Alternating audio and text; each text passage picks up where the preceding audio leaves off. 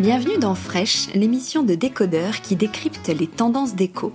Je m'appelle Hortense Leluc, je suis la fondatrice de ce podcast et pour cette saison, je suis accompagnée par Clémence et Anne-Marie, duo créatif et fondatrice du bureau de style Le Nombril.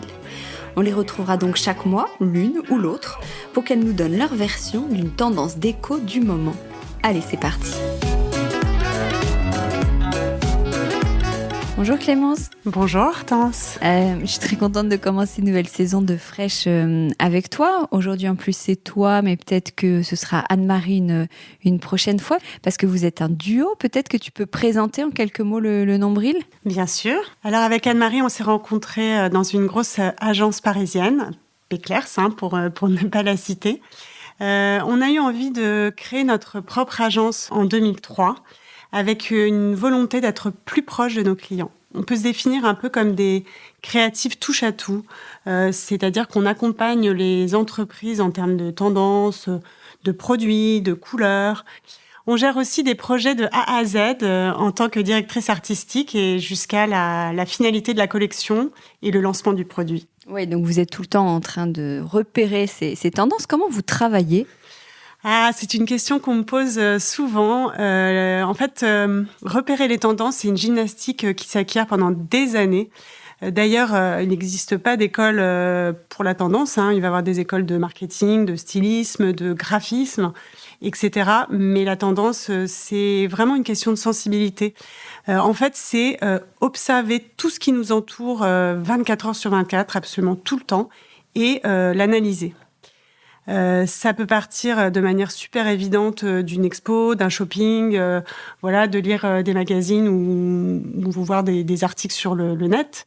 Mais c'est pas que ça, c'est aussi observer les gens dans la rue, dans le métro, regarder ce qu'ils consomment, comment ils vivent. C'est aussi d'un seul coup voir une couleur, un motif, quelque chose qui ressort. Ça peut se passer chez moi, à l'autre bout du monde. Il y a un côté un peu magique en fait. Après, la grosse difficulté, c'est de trier toutes ces données qu'on a enregistrées et d'en tirer des conclusions pour en sortir des grands courants de tendance. Mais qui est le cœur de votre travail. Oui, tout à fait. Alors là, vous avez défini pour ce premier Fresh la tendance confort et réconfort. Comment vous l'avez choisie ? C'est une tendance d'abord qui colle complètement à l'actualité, mais aussi dans laquelle je suis à fond personnellement. Je fais partie de ces Parisiens qui ont quitté la grande ville pour s'installer au vert. Enfin, moi, c'est plutôt au bord de la mer en Bretagne. Donc mon agence est restée à Paris. Je fais des allers-retours, mais je me suis mis à décorer ma maison lors du premier confinement. Inconsciemment, je pense, à cette époque-là, j'ai voulu une maison super accueillante, confortable, avec des coloris issus de la nature. Et puis aussi, tout ce qui était mobilier et objets déco, j'avais envie de forme ronde, en fait, de forme pleine. Et aujourd'hui, ça prend tout son sens. Et j'ai d'ailleurs toujours envie de continuer, parce qu'elle n'est pas terminée, de décorer ma maison dans ce sens. Finalement, en fait, la tendance, ça part vraiment des comportements et de la sensibilité des humains. C'est vraiment ce qu'ils ressentent à un moment donné. C'est de là qu'on tire la tendance. C'est pas du tout un créateur ou des créateurs qui sont dans leur tour d'ivoire et qui vont imposer leurs idées. C'est pas du tout ça. Oui, toi, tu as observé vraiment cette tendance qui est très forte actuellement pour tout le monde, notamment depuis le confinement, je dirais. Même toi, tu disais, on a vraiment envie d'être bien chez soi. Ouais, la pandémie a vraiment changé notre rapport à notre intérieur. C'est devenu parfois un lieu de vie quasi total. On passe beaucoup de temps chez soi. Finalement, on a envie d'avoir un lien intime avec son habitat, il y a un vrai attachement. L'extérieur est devenu, je dirais pas hostile, mais synonyme de contrainte. Il y a le port du masque, il faut toujours faire attention à tout. Finalement, il y a plus... j'espère que ça va pas durer une fois de plus, mais il y a plus ce truc de dire je sors parce que j'ai besoin... c'est synonyme de m'oxygéner, d'amusement, de distraction, en fait. Et finalement, cette liberté qu'on allait chercher à l'extérieur, on a envie de se la recréer chez soi, juste d'être bien chez soi. C'est une déco qui est organique, en fait, qui est presque comme être dans un ventre, un cocon. Elle est ultra protectrice et on a envie que tout soit accueillant et super confortable. Et une déco qui nous ressemble aussi ? Ouais, parce que l'objet ici est au service de l'humain. Il est dédié à son bien-être et à son confort.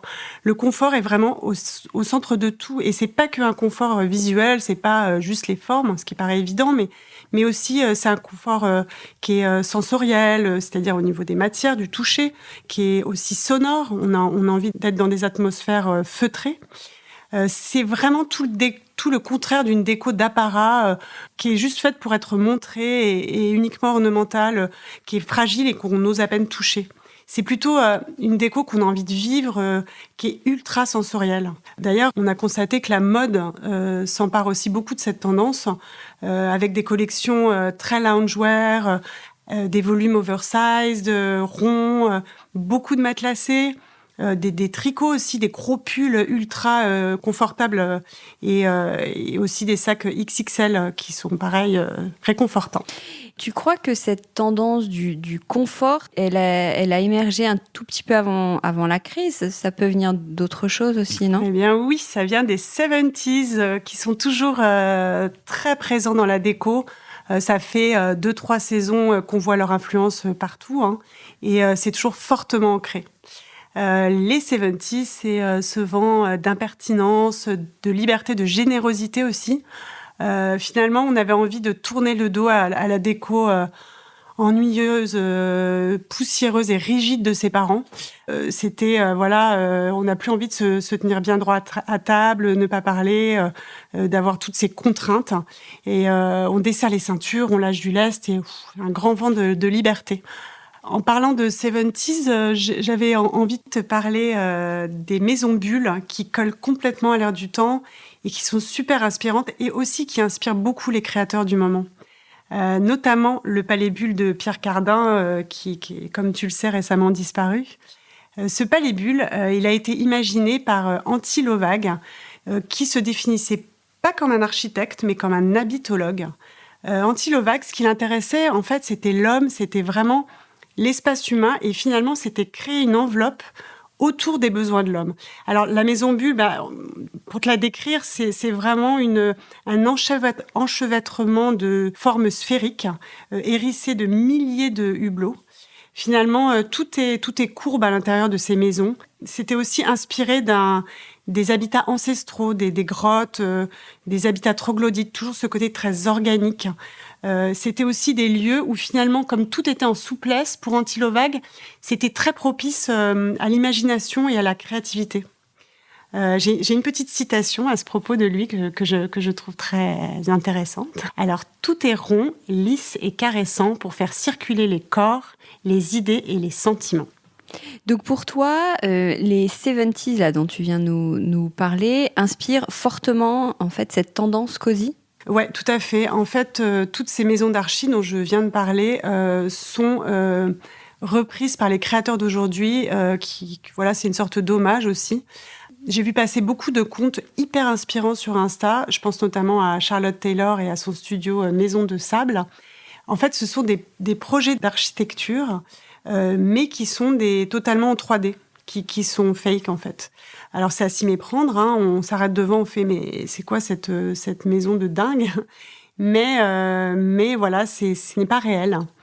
Ce sont des maisons toutes en courbe qui sont intégrées à la nature, qui font comme corps avec elle et qui sont situées dans des paysages idéalisés, complètement fous, comme des déserts ou des roches qui plongent dans des mers cristallines. Alors maintenant, voilà, je t'ai parlé de projets qui sont un peu uniques et fous, mais ouais, complètement fous. Aujourd'hui, 99% des gens vivent dans des volumes carrés ou rectangulaires. Donc ce sera dans ces volumes qu'on aura envie de créer son propre refuge rassurant en éliminant les aspérités et les arêtes. Oui, c'est ça. La conclusion de tout ce que tu nous dis, c'est qu'il faut que ce soit moins... on essaye de créer de la rondeur dans nos appartes, dans nos intérieurs qui peuvent être un poil rigides. Tout à fait. Et on se rapproche du sol aussi. Oui, on se rapproche du sol, voire on vit au sol. Le sol, c'est une surface qu'on a vraiment envie d'habiller déco désormais. D'ailleurs, les gens retirent de plus en plus leurs chaussures chez eux. C'était quelque chose qui se pratiquait pas du tout avant.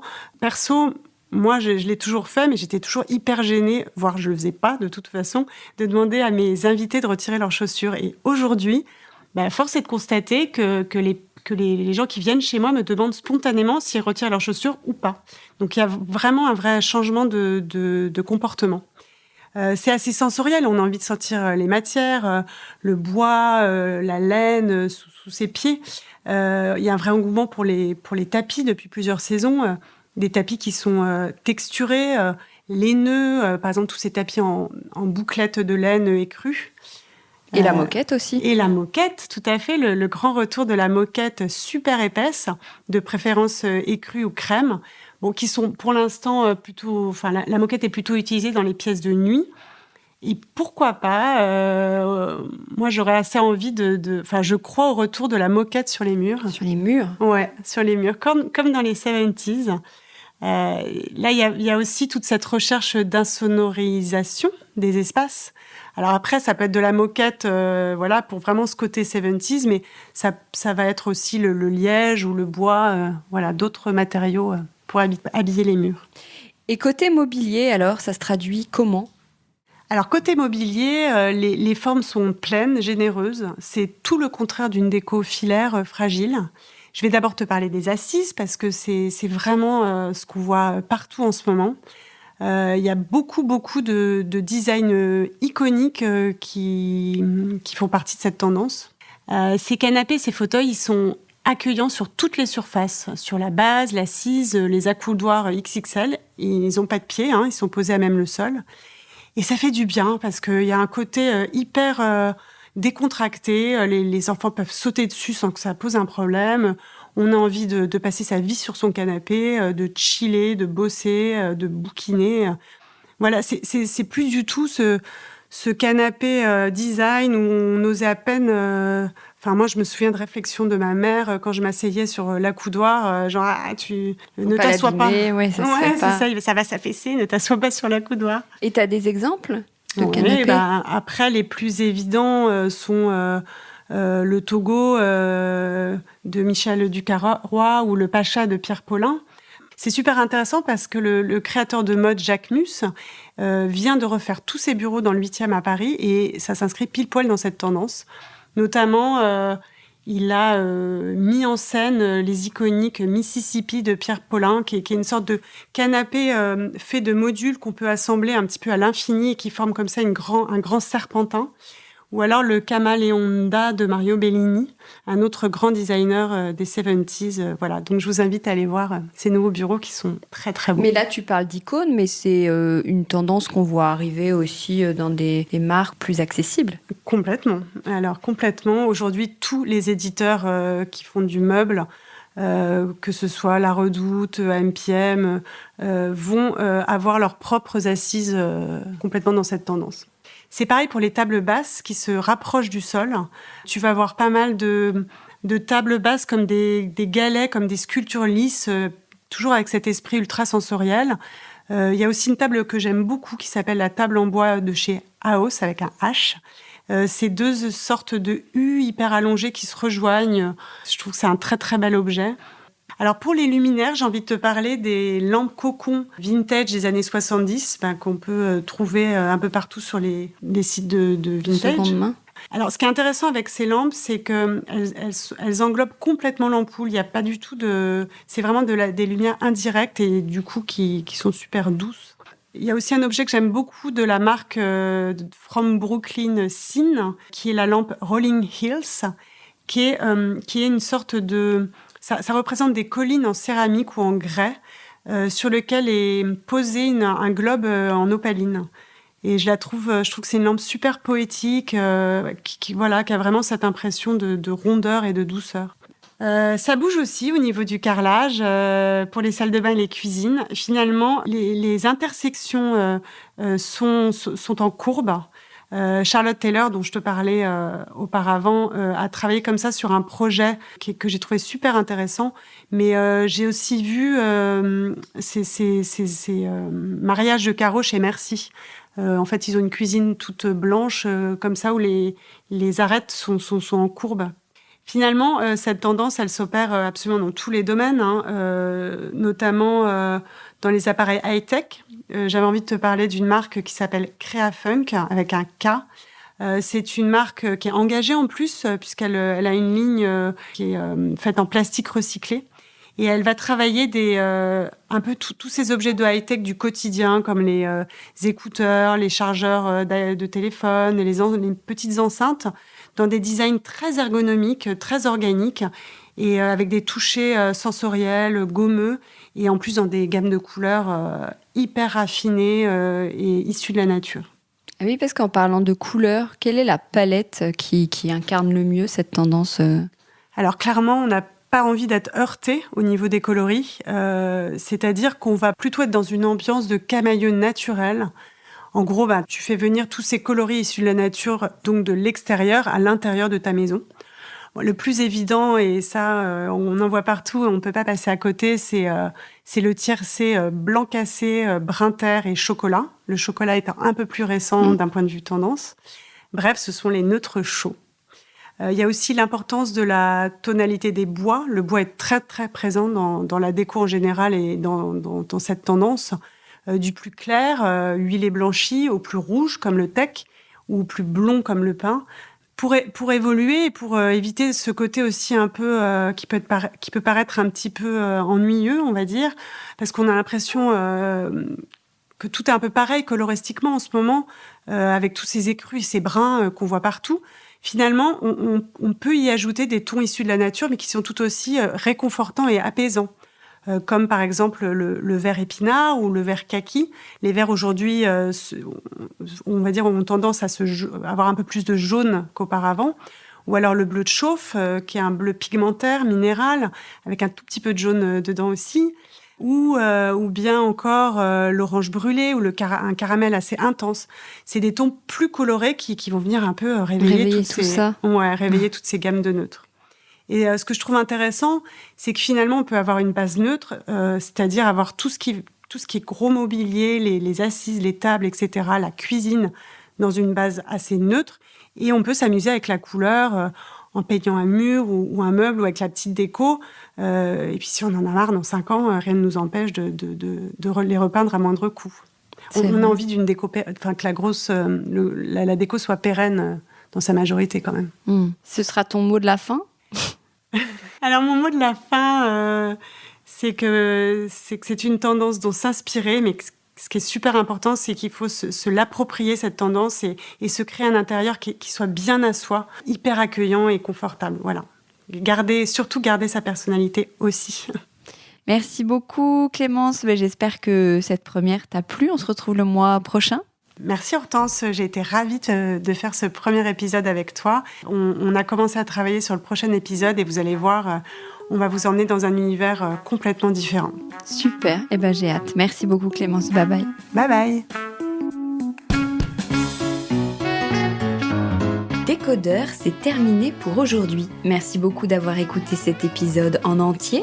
Si vous avez aimé, n'oubliez surtout pas de vous abonner à cette émission pour ne pas rater les prochains épisodes. Pour retrouver toutes les photos liées à cette tendance dont on vient de parler, rendez-vous sur le compte Instagram Décodeur Podcast. Vous pouvez aussi suivre Clémence et Anne-Marie sur Le Nombril Paris ou via leur site lenombril.com. À très bientôt.